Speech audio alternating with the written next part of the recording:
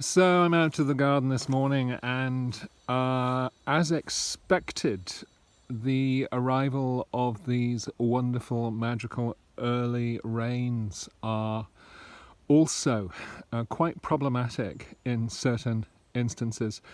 Specifically for those of us looking to keep seed dry. I had anticipated that the quinoa was going to be the most vulnerable crop in my mix, and it certainly is.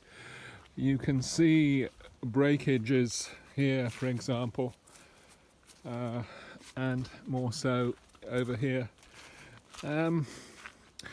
It's more than about breakages. I remember when I first started chatting to Frank Morton at Wild Garden Seed 25 years ago, when he was really beginning to endeavour to localise quinoa, and in those days he was actually seeding quinoa into flats in a greenhouse to give it an early start in the summer. And he mentioned that one of the challenges he was dealing with back then was selecting for quinoas that could hold their seed up into the arrival of fall rains without the seed sprouting in the head. But the rains have arrived really for about a month early, I think, for the quinoa. And euphemistically, we call these sorts of climactic turns selection events, but potentially the impact on this quinoa crop could be very significant indeed in terms of the downside.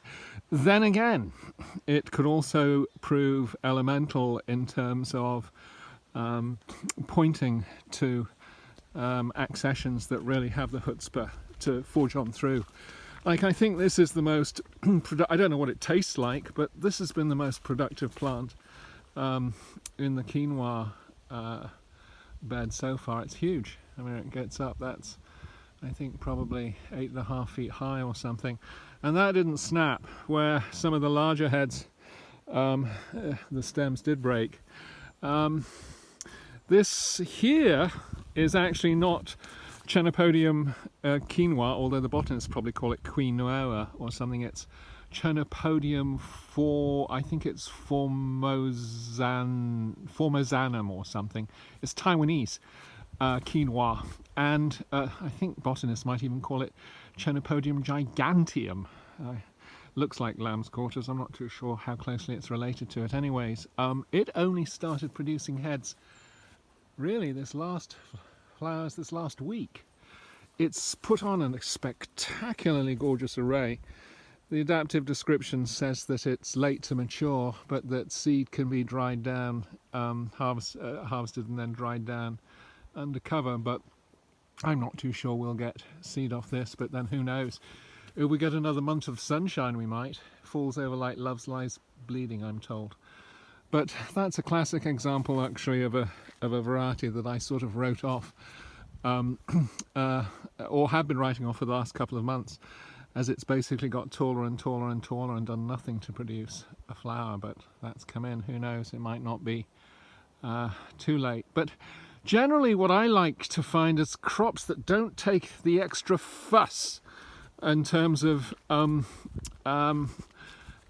harvesting and drying down seed, particularly important for the grains crops you're going to eat, I find.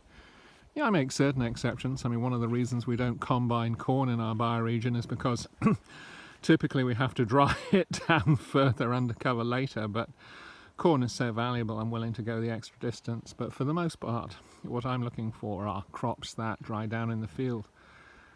Then, of course, we get events like the very heavy rains that we've had here in the last 24 hours. Be interesting to see where this quinoa population goes. I mean, it's so gorgeous. Now we'll be selecting for early rain pressure into the bargain.